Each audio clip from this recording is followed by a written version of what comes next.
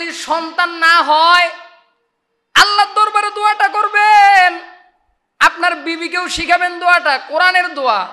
এই দোয়াটা করবেন, রব্বি হাবিলি মিনাস সলিহিন। সকলে আমার সাথে বলেন, রব্বি হাবিলি মিনাস সলিহিন। পয়গম্বর ইব্রাহিম আল্লাহর দরবারে দোয়া করছেন, আল্লাহ তাআলা দোয়া কবুল করছেন।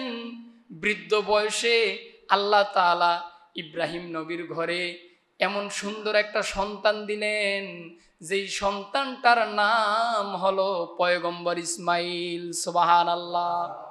কিন্তু আমার আল্লাহর বড় কুদরতের পরীক্ষা, শেষ বয়সে গিয়ে সন্তান পাইছে। আল্লাহ তাআলা ইব্রাহিমরে হুকুম দিছেন, ইব্রাহিম সন্তান দিছি তো কি হইছে?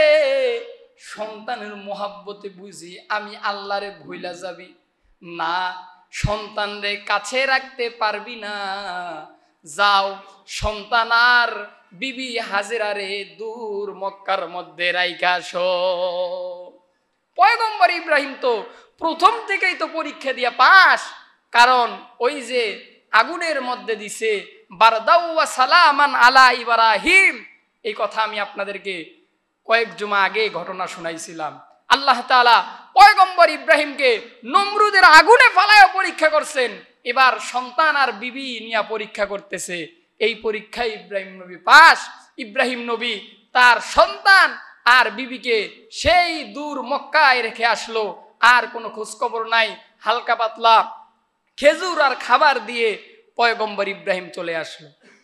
কিন্তু একদিন পয়গম্বর ইব্রাহিম স্বপ্নে দেখতেছে আল্লাহ তারে কুরবানি করতে বলতেছে, প্রিয় জিনিস। পয়গম্বর ইব্রাহিম প্রিয় জিনিসগুলো আল্লাহর রাহে কুরবানি করতেছে। তারপর আল্লাহ পয়গম্বর ইব্রাহিমকে শুধু স্বপ্ন দেখাইতেছে। পয়গম্বর ইব্রাহিমের বোঝার বাকি রইল না। এখন বর্তমান পৃথিবীতে আমার সবচেয়ে মহাব্বতের, আমার ওই যে ইসমাইল আমার বড় মহাব্বতের, ইব্রাহিম নবী বুঝা গেছে আল্লাহ চাই ইসমাইলরে কোরবানি করতে। পয়গম্বর ইব্রাহিম দৌড়াইয়া মক্কার মধ্যে গেছে, ঘরের মধ্যে এলান দিছে। এলান দিয়া বলে, বাবা ইসমাইল আসনি। ইসমাইল নবী দরজাটা খুইলা দেখে একজন যুবক, ইব্রাহিম নবী বৃদ্ধ লোক। ইব্রাহিম নবীর শরীরে যেই পোশাকটা ছিল সেই মার একটা পোশাক ইসমাইলের ঘরের মধ্যে। ইসমাইল নবী চিন্তা করতেছে, আমি আমার মা হাজেরাকে দেখতাম সেই একটা পোশাক সারাদিন শরীরের মধ্যে জড়ায় রাখত।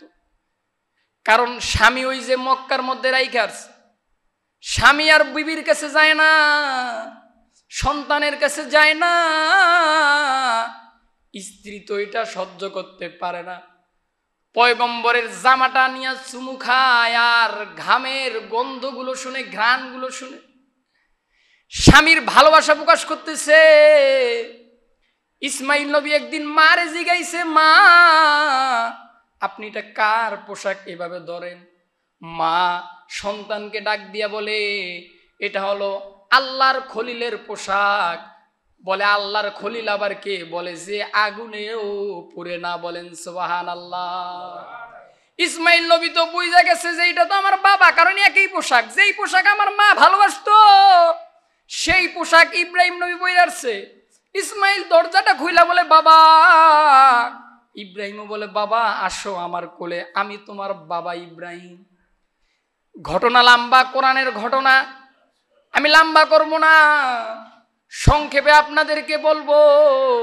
পয়গম্বর ইব্রাহিম বিবি হাজেরারে বলল, আমার সন্তানটারে একটু গোসল করাইয়া পোশাক পরাইয়া দাও, আমার সন্তানটারে বাদশার দাওয়াতে নিয়ে যাব।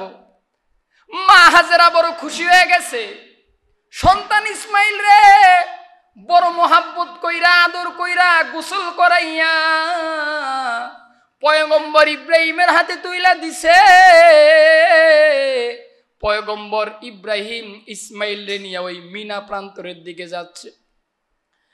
পয়গম্বর ইব্রাহিম ইসমাইলের ডাক দিয়া বলে, বাবা আমি তো স্বপ্নে দেখছি যে আমি তোমাকে কুরবানি করতেছি, সুবহানাল্লাহ বলার জন্য রেডি হয়ে থাকেন, এখন বললেন না, সুবহানাল্লাহ বলার জন্য রেডি হয়ে থাকেন।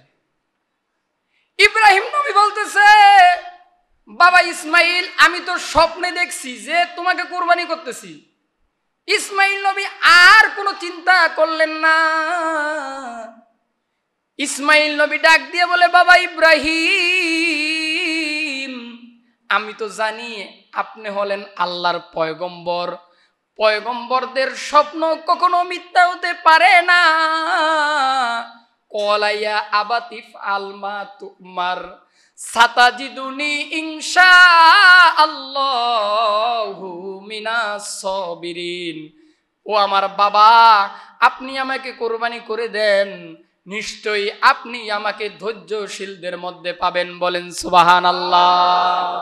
এটা হলো নবীর ঘরের নবী, যে নবীর ঘরের নবী পয়গম্বর ইব্রাহিম নবী, আবার ইসমাইলও নবী, বাবাও নবী, ছেলেও নবী। ছেলে শুনছে যে